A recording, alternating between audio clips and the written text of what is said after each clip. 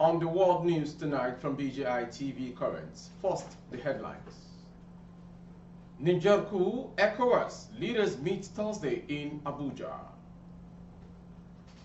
Akpabio at Villa after Senate's rowdy session. We fixed protests on Wednesday to give FG time for intervention. Oyo workers resume work after week-long protests. On sports, Nigeria Super Falcons out after losing to England. I am Morire Rabila Lawal. The news shortly. The Nigerian President Bola Ahmed Tinubu, who is currently the chairman of the Authority of Heads of States and Governments of the Economic Community of West African Countries and States, has convened another extraordinary summit of the Authority on the political situation in the Republic of Niger. The summit will hold in Abuja on Thursday, August 10, 2023. A statement published on the website of the West African Regional Bloc said on Monday. The ECOWAS leaders will be considering and discussing the political situation and recent developments in Niger during the summit.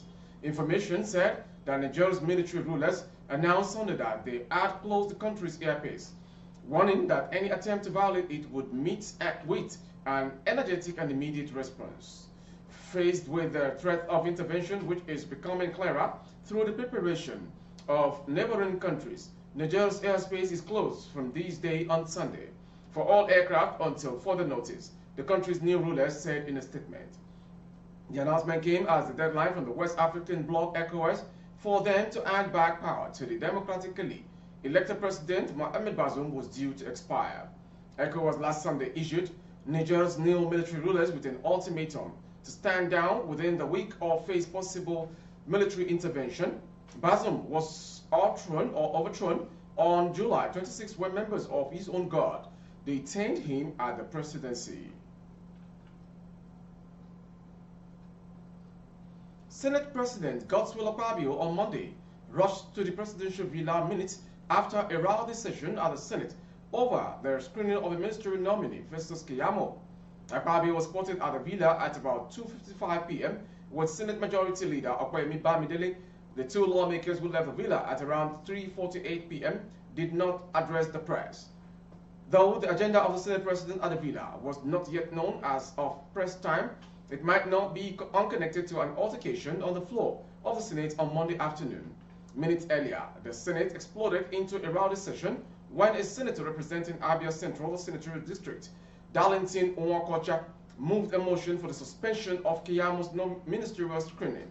A visibly agitated Onwakocha accused Keyamo of disrespecting the 9th National Assembly and accusing the last assembly of being corrupt. Onwakocha said during the administration of ex-president Muhammadu Buhari, Keyamo was invited to explain a special public works program, but he didn't honor the invitation. Onwakocha's motion was immediately seconded by his colleague from Abia South Senatorial District, Enyinaya Abaribe. The Senate President subsequently subjected the motion to a voice vote, but the lawmakers were divided on the matter.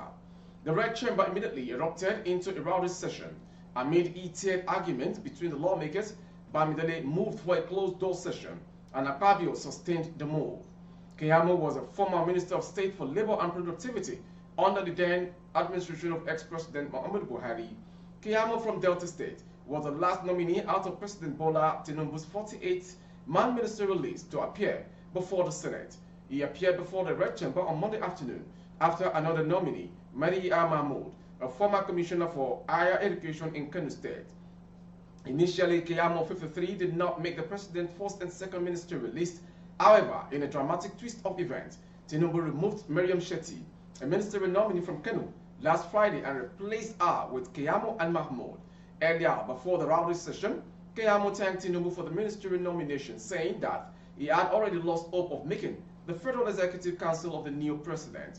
Keyamo was a spokesperson for the Tinubu-Shettima presidential campaign cancelled during the February 25th, 2023 electionary process that produced the new administration. A video shortly. The President, arise to second the motion very ably moved by Senator Darlington Wokocha, that in view of Section 88B of the 1B of the Constitution, which mandates the National Assembly to go ahead and look into the conduct of affairs of any person, authority, or ministry. And where such a person refuses and deliberately stays away from letting the National Assembly do its work, and in view of the fact that this nominee rejected the summons of both the House of Representatives and the Senate, that I do support that this nominee should be stepped down pending when he decides that the National Assembly has that right to inquire into the workings of a minister and his ministry. I so second. Distinguished colleagues, the motion has been moved and seconded. Those who are in support of the motion that the screening of the nominee be stepped down until further inquiries, say aye. Aye. Those who are against, say nay.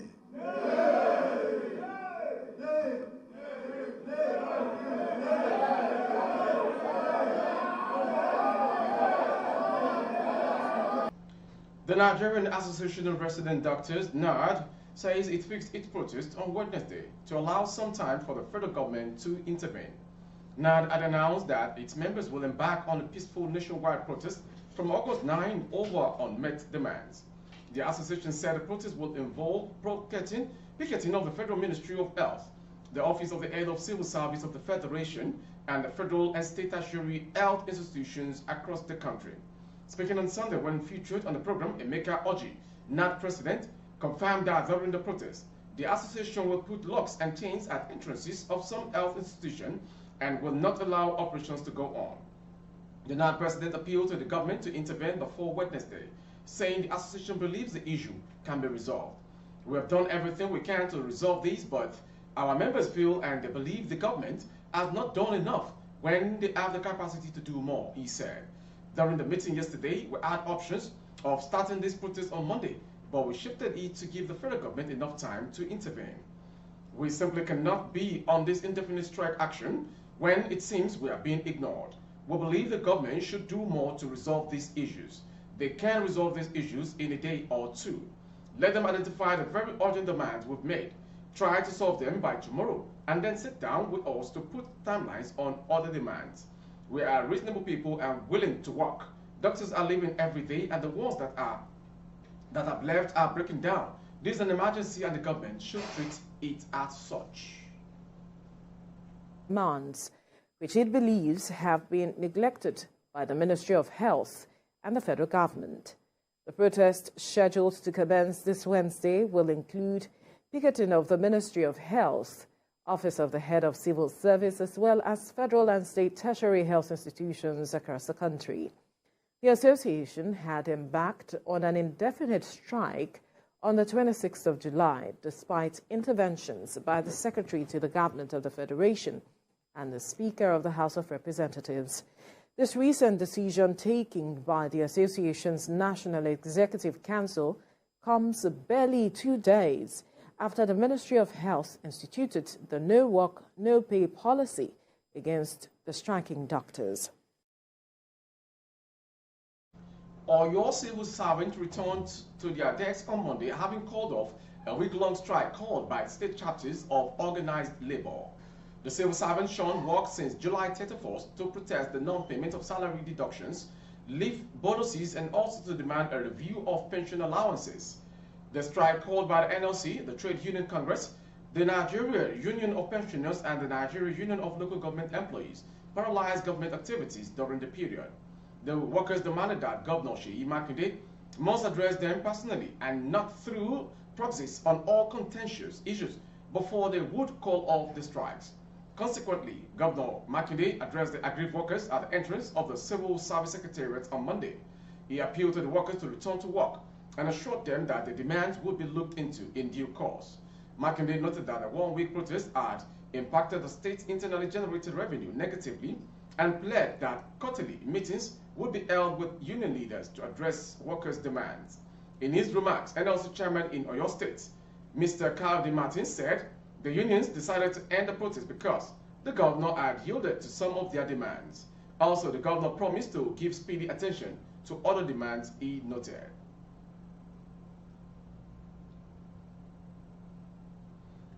Seyi Jakonde, the son of former governor of Lagos State, Lateef Jakonde, has urged Governor Babajide Sanwo-Olu to rename the Lagos State University, Ojo, after his father. Seyi, who spoke Monday at the Lateef Jakonde Annual Memorial Lecture 2023, organized the Nigerian Guild of Editors, said LASU was the brainchild of his late father. I want Governor Babajide Sanwo-Olu to revisit this discussion of renaming LASU after Jakonde, Seyi said at the event held at Sheraton Hotel, Ikeja, Lagos.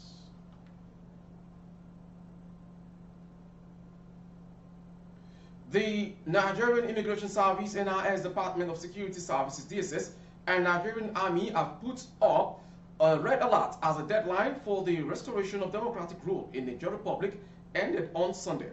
Information revealed that the security on the Nigerian borders with the Niger Republic has been intensified. Immigration officers and on the other end with their DSS personnel and Nigerian Customs Service have been mandated to stop Nigerian citizens from crossing over to Nigeria's through official or unofficial borders. On the other hand, Nigerians were not allowed to cross over into the Niger Republic through the Kamba border in Kebbi State, Ilela border in Sokoto, Jibia in Maradi, Zango, my Adua, as well as Keita borders in Katsina. Other borders affected included Gorbin Bore in Zamfara and Babura, Maigari in Jigawa State. Speaking on the development, the Immigration Controller Officer in charge of Special Border Command, Mustafa Sani, in an interview stated Nigerians should stay at home and not attempt to go to the Niger Republic until the embargo is lifted. Sani explained that since the Special Border Command received a signal that all borders within the Niger Republic should remain closed, officers of the command have been active in enforcing the sanction. In Zamfara State, tight security had been mounted in Godbimbore village in Zurmi local government area of the state to check illegal migrants from the Niger Republic into the country.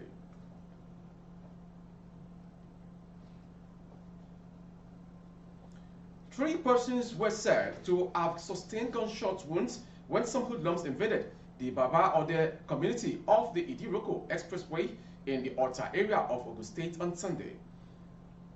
The State Police Public Relations Officer, Omolola Odutola, who disclosed these in an interview, said on Sunday that 24-year-old Dauda Alumurufu was arrested in connection with the incident. She said the case would be transferred to the State Criminal Investigation Department for further investigation. We are aware of the incident and we are on top of all land grabbing matters in the area. It was a case of attempted murder. 3 people were already and allegedly shot. We have arrested 1 person, 24-year-old Dauda, concerning the incident. There is an ongoing interrogation and investigation into the incident. We will transfer the case to the NCID for further investigation. Recall that suspected rival land grabbers engaged one another in a gun duel after armed men invaded the area and started shooting indiscriminately in February 2023. The Saturday incident was in a continuation of the unrest over land matters in the community. Information gathered that the residents fled and businesses grounded on Saturday when some hoodlums invaded the area, again over a land dispute. A source in the community said that 3 persons, including Emmanuel Oyeniyi, Olayemi Nureni, and Bamidele Abiodun, sustained varying degrees of gunshot wounds in the incident that occurred in the Ikpetu Babaude area of the state. Residents who were outside the community as of the time were told to stay away from the attack. This has become a norm in the area. We have not had a month that land grabbers did not terrorize us in this community. Since the beginning of this year, we have lost count of such invasions. The attack and escape from the town unhindered. We have reported the case to the police many times. The people in the community are no longer safe. We beg the police to help us on this matter, says a resident.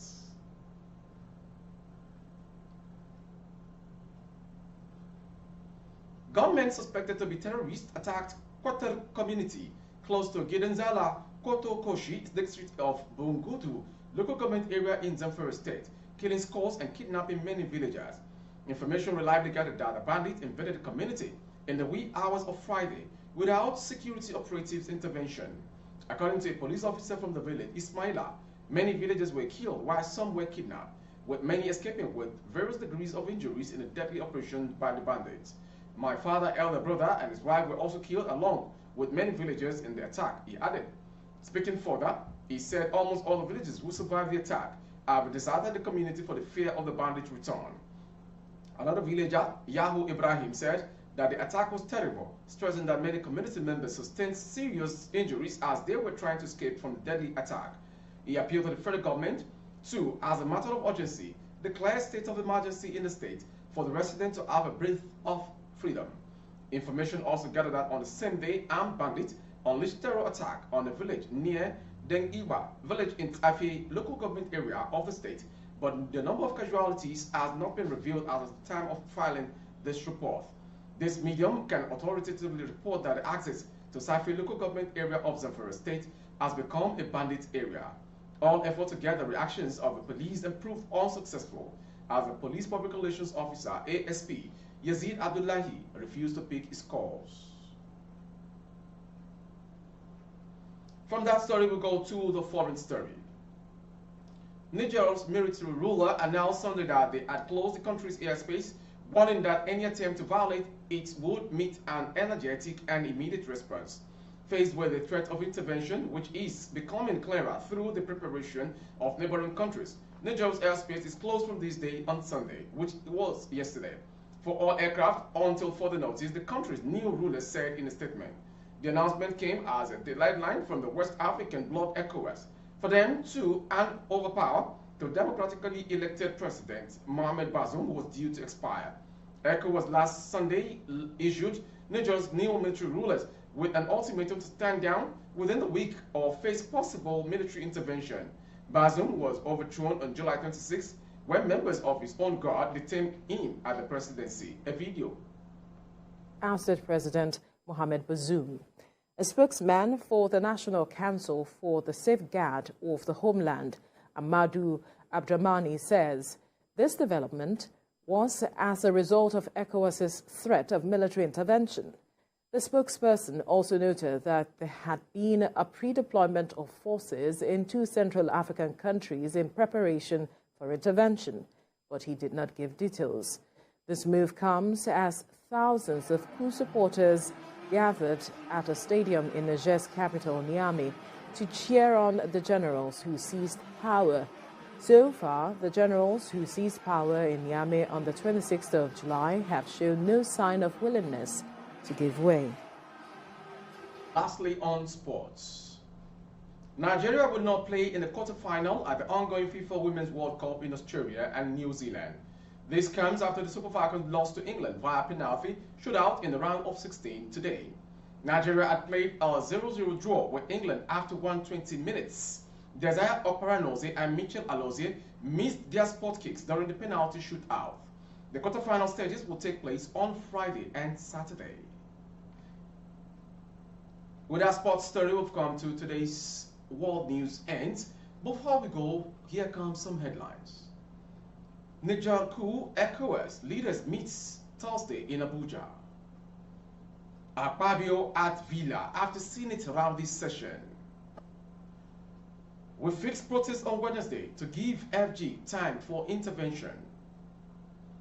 Oyo workers resume work after week-long protests. On sport, Nigeria Super Falcons out after losing to England during a penalty shootout. That concludes today's world news, and For more updates of our broadcast on YouTube, our handle is BGI TV Current. Kindly subscribe and click on the notification bell. Select option all to access all of our broadcasts. On Facebook, Bagede Imo with Alawi Adebayo. Please like and follow all of our broadcasts. For advert placement of your goods and services, coverage of events and function, please dial the phone number streaming on your screen for advert placement only. Thank you for watching. I am Morire Rabila Lawal. Good evening.